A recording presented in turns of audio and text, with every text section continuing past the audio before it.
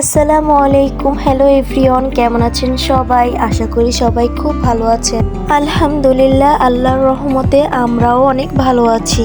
আর আমার ঠান্ডার কারণে কণ্ঠটা একটু অন্যরকম লাগতে পারে, কেউ কিছু মনে করবেন না। সবাই আমার এই কণ্ঠটা ইগনোর করে আমার ভিডিওটি মনোযোগ দিয়ে দেখতে থাকুন।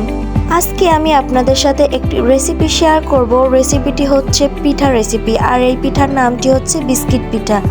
আর এই পিঠাটি কম বেশি সবাই সবার বাসায় বানান। আসলে এই পিঠাটি বানাতে খুবই কম উপকরণ লাগে, ঘরে থাকা উপকরণ দিয়ে পিঠাটি বানানো যায়। আর বানানো একদম সহজ, আর যেমন সহজ খেতেও অনেক মজা। আর পিঠাটি বানানো আপনারা ভিডিওর মধ্যেই দেখতে পাচ্ছেন, আমি আর মুখের রেসিপিটি শেয়ার করলাম না। যাই হোক, আপনাদের মাঝে গল্প করি আর আমার পিঠার রেসিপিটি আপনারা দেখতে থাকুন। আসলে একটি সম্পর্কের মাঝে বিশ্বাস জিনিসটা অনেক বড় জিনিস। যে বিশ্বাস যদি না থাকে সেখানে সম্পর্কটাই থাকে না। আর একটি সম্পর্কের মধ্যে বিশ্বাস থাকলে ভালোবাসাটাও টেকসই হয়। আর একটা কথা আছে না, রেগে গেলেন তো হেরে গেলেন, এটা কিন্তু করা যাবে না। সাবধান ভাই, আমি আপনি সবাই।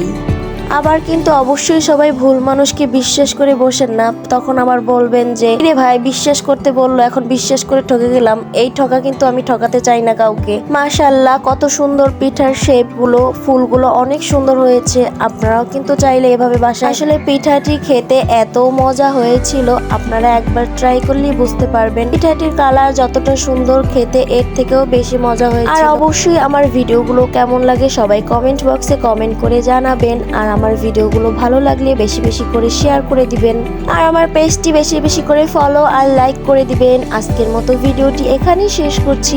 পরবর্তী সুন্দর একটি ভিডিওতে আপনাদের সাথে আবার দেখা হয়ে যাবে। ততক্ষণ সবাই সুস্থ থাকবেন, ভালো থাকবেন। আল্লাহ হাফেজ, আসসালামু আলাইকুম।